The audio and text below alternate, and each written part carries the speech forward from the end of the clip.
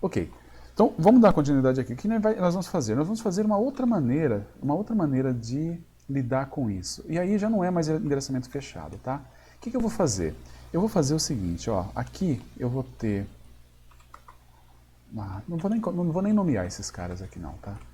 Não vou nem dar número para eles. Eu vou fazer o seguinte, ó, vamos começar tudo de novo e vamos colocar todos esses aqui, mas a gente já cansou deles nessa ordem. Vamos fazer um run aqui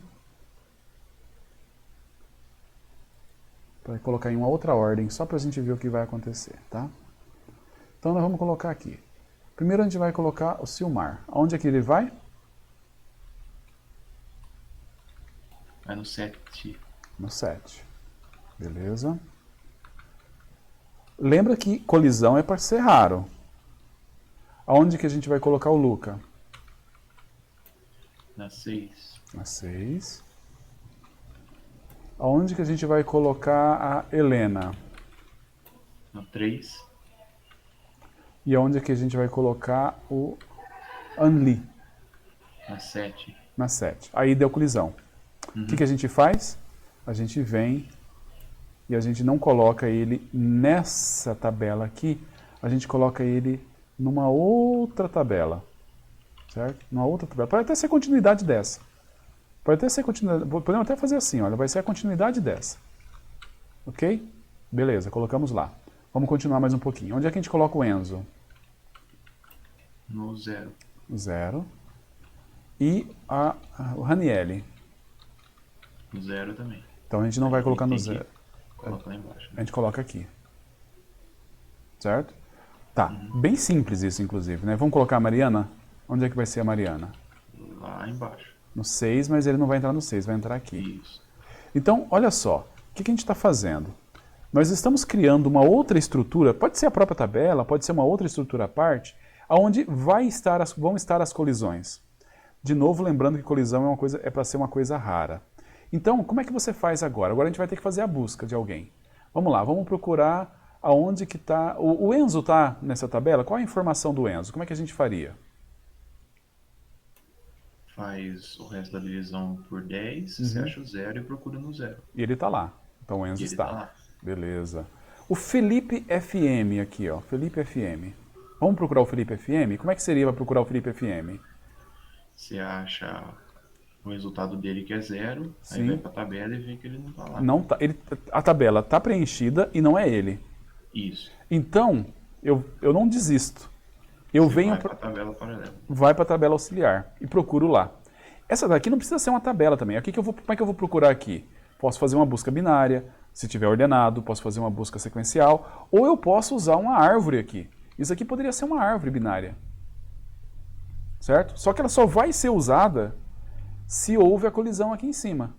Enquanto não tiver colisão, essa tabela aqui... Então, quer dizer, eu tenho uma outra estrutura que coleta todas as colisões.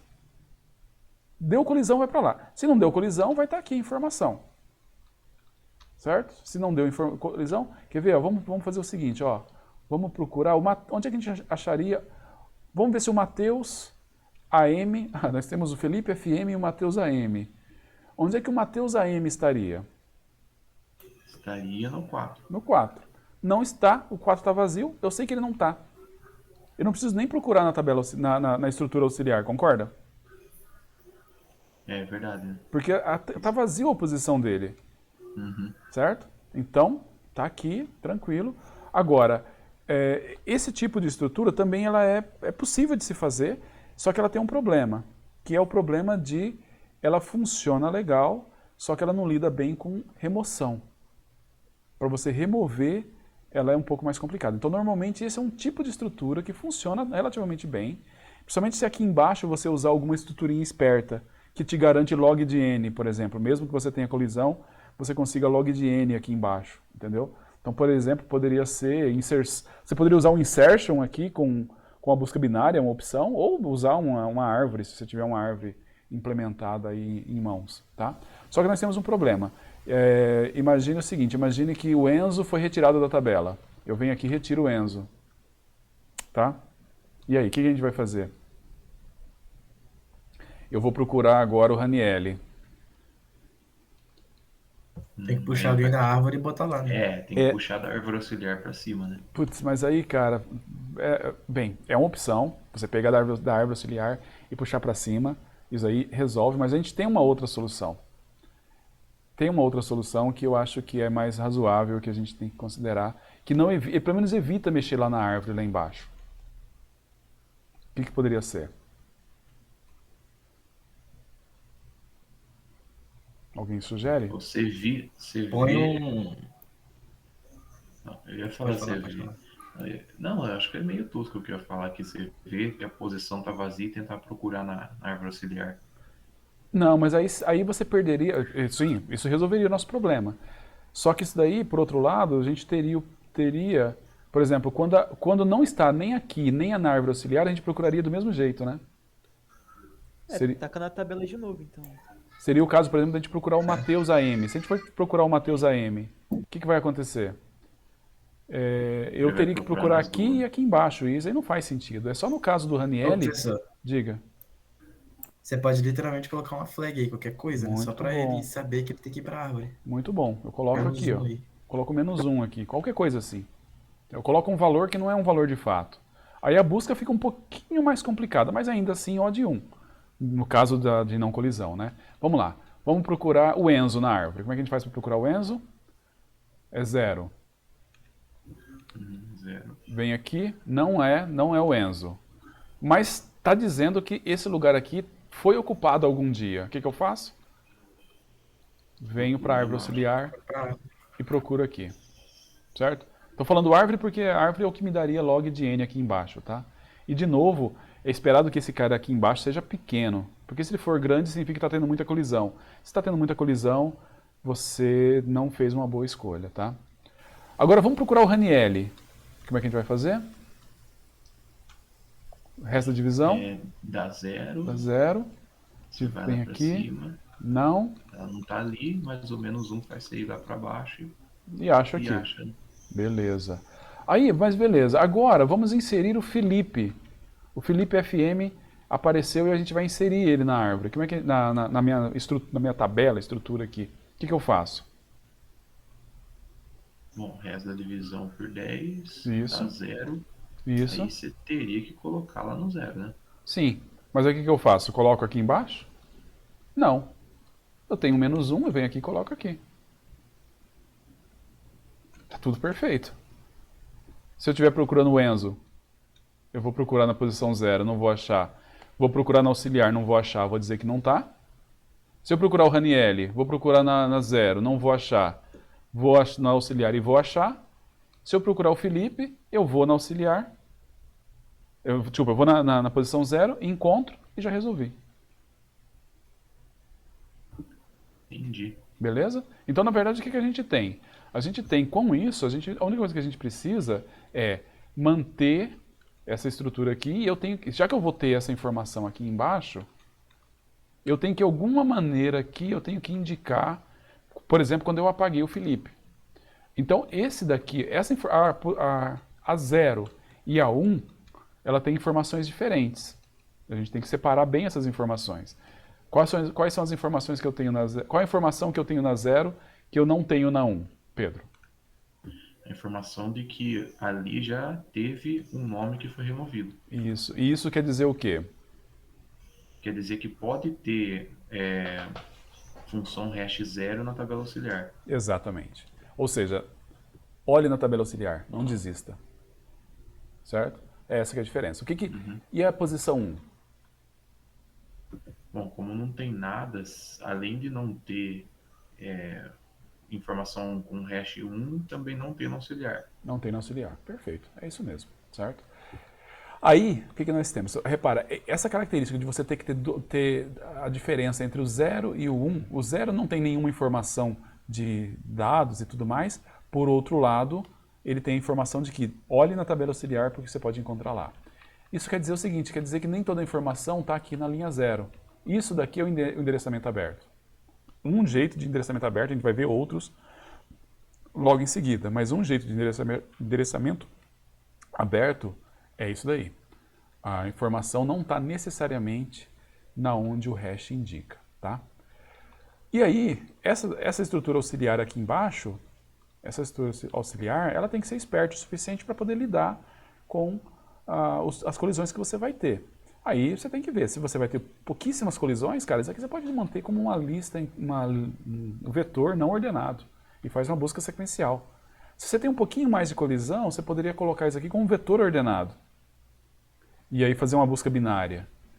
Se você vai ter mais colisões, sei lá, aí, de novo aquela história, você começa a ter muita colisão, você não consegue nem justificar continuar usando a tabela hashing. Mas aí você pode usar uma árvore binária aqui embaixo. Uma árvore binária balanceada, uma AVL da vida, que vai manter... Quer dizer, o que você ganha? Você ganha que quando você for procurar esses caras que estão aqui na tabela, eles vão me dar O de 1. Para esses caras aqui de baixo, eu vou ter um log de n. Certo? Para fazer a busca. Mas tá tudo bem. Esses caras aqui embaixo devem ser raros. Tá bom? Tudo bem? Tudo certinho. Uma outra coisa que acontece, só a última coisa que eu tenho para falar sobre isso daqui, que é assim, que é uma implementação que eu já vi e eu achei muito esperta, inclusive. Deixa eu ver aqui, vamos colocar o Enzo de volta aqui. Lembra que tudo isso, por que mesmo que a gente está tendo todo esse trabalho, Pedro? Por que nós estamos fazendo? Por que a gente está fazendo todo esse trabalho? Para poder fazer uma busca em O de 1. Em O de 1, quer dizer, tem que conseguir fazer a busca mais rápido. Tem uma coisa que vamos colocar aqui o Pedro FM, desculpa, o Felipe FM. Onde é que o Felipe FM vai entrar aqui? Vai entrar no auxiliar. No auxiliar, aqui embaixo, tá? Beleza. Então, uma coisa que eu já vi nesse tipo de implementação aqui que eu achei bacana é o seguinte. A gente quer que a busca seja o mais rápido possível, né? Aí, o cara vai lá e ele me procura o Ranieri. Onde é que a gente vai achar o Ranieri? No auxiliar. Não, mas a gente começa procurando na zero. Começa na zero. Descobre que não está aqui, o que a gente vai fazer? Vem no auxiliar, faz a busca que tiver que fazer no auxiliar aqui e acha o Ranieri no auxiliar, tá? Beleza, aí vamos procurar mais um elemento. A gente procurou o Ranieri. Como é que a gente vai fazer? Vem na posição 0, é o Enzo, que não é muito popular. E aí a gente vem no auxiliar e acha o Ranieri aqui. Beleza? Vamos procurar mais um? Adivinha quem que a gente vai procurar de novo, Pedro? Ranieri. O Ranieri, cara. Olha que o Ranieri é popular, hein? E aí, de novo, a gente vai procurar o que a gente vai fazer. Vem aqui, não está aqui, vem no auxiliar, acha o Ranieri. E aí você descobre toda vez você está pagando o preço de procurar no auxiliar, porque o Ranieri, ele é muito popular, mas ele chegou depois do Enzo, que tomou o lugar ali em cima, tá? O que a gente poderia fazer? Alguém tem alguma ideia? Trocar o Enzo pelo Ranieri. Troca o Enzo pelo Ranieri. Cara, isso daqui, acredite, isso é a implementação bem simples de fazer. E se você tem essa situação aonde alguns campos são muito mais populares do que os outros, cara, isso aqui já te dá um ganho muito bom. Porque agora, beleza, vem, adivinha quem a gente vai procurar agora? É o Ranieri. Vem aqui, achei o Ranieri. Então eu vou dar O de 1 para quem é popular. Se eu tiver que procurar o Enzo, aí não, Enzo. Aí, beleza, quem que eu vou procurar? É o Enzo. Professor, Diga lá. mas você consegue fazer um algoritmo que faz isso? Sim, simples. Vamos lá, eu procurei o Enzo. Beleza? Não, vou deixar o Enzo. O Enzo não é popular, não. Eu procurei o Felipe. Como é que a gente vai fazer? Nós vamos pegar aqui, posição 0. Não. Venho aqui e procuro o Felipe. Achei o Felipe. O que eu faço? Achei o Felipe? Beleza. Eu dou a informação do Felipe e já troco ele pelo Ranieri.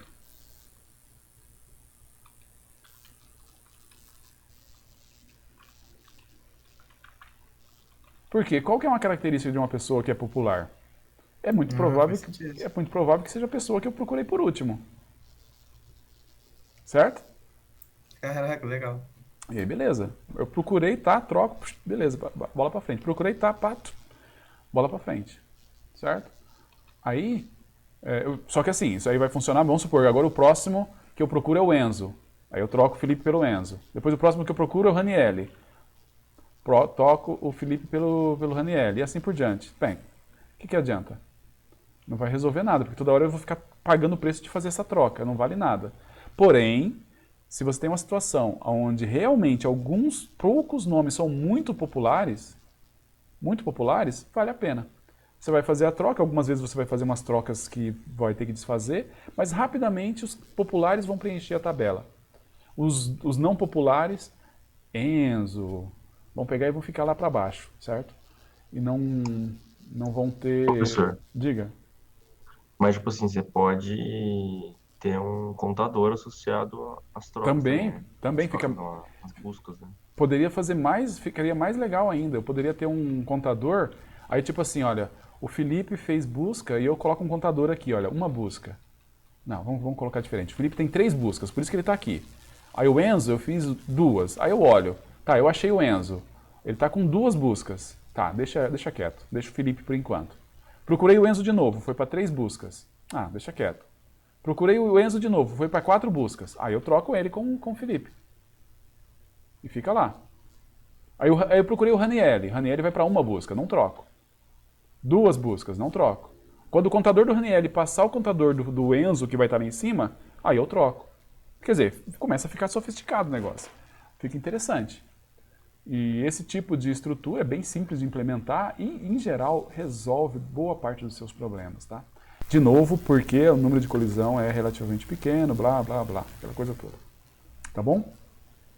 Professor, Diga. aí no caso, para implementar um hashing de maneira apropriada, você vai ter que sempre se preocupar com o número de colisão ser pequeno. Então, Sim. você vai ter que sempre se preocupar com a natureza dos dados, né? O Sim. volume e tal. Uhum. Porque, por exemplo, se você, sei lá, por algum motivo tá fazendo um hash de números que por algum motivo sejam só múltiplos de 5, Isso. não é muito interessante fazer um hash, essa função hashing. Tem que ter sempre informação sobre Aí, tem 2 coisas, mas é legal que você puxou esse ponto, que é assim, a gente já pode falar um pouco agora, a gente vai ter que falar mais pra frente, mas a gente já puxa aqui. Primeira coisa é assim, hashing, quando eu estou fazendo aqui, eu estou usando um M, né? Um M que é a capacidade que eu estou fazendo esse daqui. Eu estou fazendo com mod 10, adivinha por quê? Para poder facilitar a vida do Pedro, né? Senão o Pedro teria que calcular o mod de outros números que são mais difíceis de calcular, certo? Então, mas normalmente a gente não usa mod 10. A gente não usa...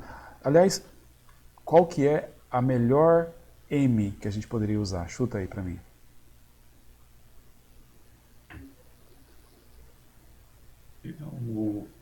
com a potência de 2. Não, N. Tamanho da negócio. não, 100, não, 666. não, Credo. Tá amarrado. 85, também não. O número primo, cara. Ah, é verdade. O número primo, porque o número primo... Imagina o seguinte, ó, vamos lá. Imagine que de alguma forma, sei lá, você coloque um número par. Está usando 10, né? O 10 aqui é um número par, então eu estou usando 10. Se todos esses números aqui, por um acaso, forem pares também, vocês perceberam que só vai usar as posições pares da tabela. Aí você vai ter todas as posições ímpares, nunca vai dar uma posição ímpar ali. E, sei lá, múltiplos de 3, se por algum motivo esses números aqui forem múltiplos de 3, eu lembro de um sistema onde os números eles eram alguma coisa tipo assim, era o seguinte de um múltiplo de 3. Então era 1, 4, 7 e tal. Pô, se você fizesse um hash então que fosse 3 ou fosse múltiplo de 3 na capacidade, ele deixaria de usar boa parte das opções, entendeu? Então a primeira dica é, cara, usa sempre um M'. Usa sempre um M'. Teoria dos números já vai te ajudar a melhorar a chance de você ter uma hashing boa, tá? Essa é a primeira coisa. Tudo bem, Pedro? Enzo, você falou alguma coisa? Um primo grande, no caso. E um primo grande que vai diminuir a chance de você ter. Não garante ainda, tá? Porque se eu sei qual que é esse M, eu consigo preparar que todo mundo que vai entrar seja múltiplo de M e vai cair tudo na mesma tabela. Não é o fato de ser 10 que eu consigo fazer isso. Eu conseguiria colocar só múltiplos de 127, que eu acho que é primo. Certo? Não, que não é primo. 129. então, Oi? é por isso que para a computação é importante descobrir qual que é o maior número primo conhecido. Um dos motivos. O principal mesmo é para criptografia, tá? Um dia a gente pode falar sobre isso. Criptografia é o motivo pelo qual a gente gosta de saber números primos enormes. Para hashing, o número tem que ser pequeno, porque você lembra que o número primo determina a capacidade também. Verdade. Se ele for muito grande, a capacidade teria que ser muito grande e daí perdeu toda a graça da brincadeira, tá bom? Tá, deixa eu parar aqui.